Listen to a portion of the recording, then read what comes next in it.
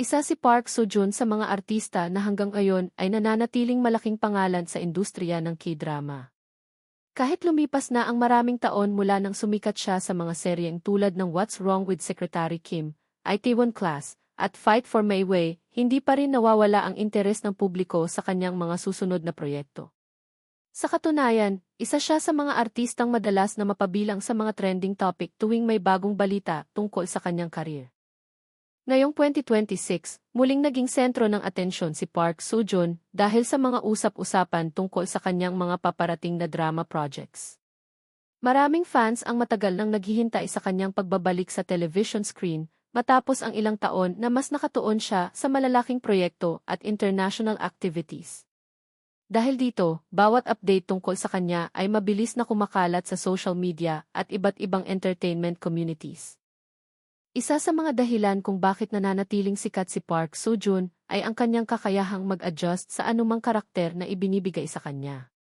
Hindi siya nakakulong sa iisang genre lamang. Kaya niyang maging romantic lead na nagpapatibok ng puso ng mga manonood, ngunit kaya rin niyang gampanan ang mga seryoso at komplikadong karakter na nangangailangan ng mas malalim na emosyon. Ayon sa mga entertainment analysts, isa sa pinakamalaking lakas ni Park Seo-joon ay ang kanyang consistency. Habang maraming artista ang nakakaranas ng pagbaba ng kasikatan pagkatapos ng ilang taon, si Park Seo-joon ay tila patuloy lamang na lumalakas ang impluwensya. Ang bawat proyekto niya ay nagiging usapan hindi lamang sa South Korea, kundi maging sa iba't ibang bahagi ng mundo. Kapansin-pansin din na habang lumalawak ang global audience ng K-drama, isa si Park Seo-joon sa mga artistang madalas irekomenda sa mga bagong manonood. Marami ang nagsasabing isa siya sa mga mukha na kumakatawan sa modernong Hallyu wave dahil sa kanyang natural na charisma at relatability. Hindi man siya palaging nasa headlines dahil sa kontrobersya o personal na buhay, nananatili siyang relevant dahil sa kalidad ng kanyang trabaho. Sa mga nakaraang buwan, maraming fans ang naglabas ng excitement tungkol sa posibilidad ng kanyang pagbabalik sa isang major drama project. Marami rin ang umaasa na makikita siyang muli sa isang romantic drama dahil ito ang genre na nagbigay sa kanya ng ilan sa kanyang pinakamalalaking hit. Gayunpaman, may mga ulat din na interesado siyang subukan ang mas mature at mas komplikadong mga karakter upang maipakita pa ang ibang bahagi ng kanyang kakayahan bilang aktor.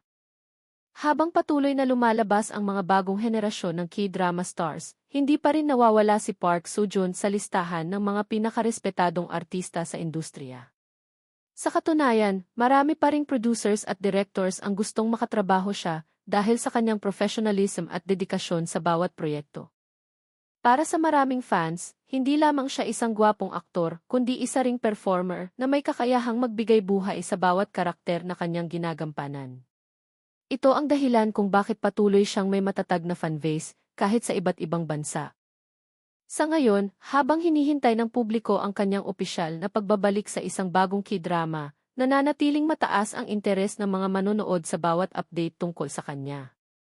At based sa reaksyon ng mga fans online, malinaw na anumang proyekto ang susunod niyang piliin ay malamang na maging isa na namang malaking usapan sa mundo ng Korean entertainment. Ang patuloy na kasikatan ni Park Seo-joon ay patunay na hindi sapat ang pagiging sikat lamang upang manatiling nasa tuktok. Kailangan din ng talento, dedikasyon, at kakayahang sumabay sa pagbabago ng industriya.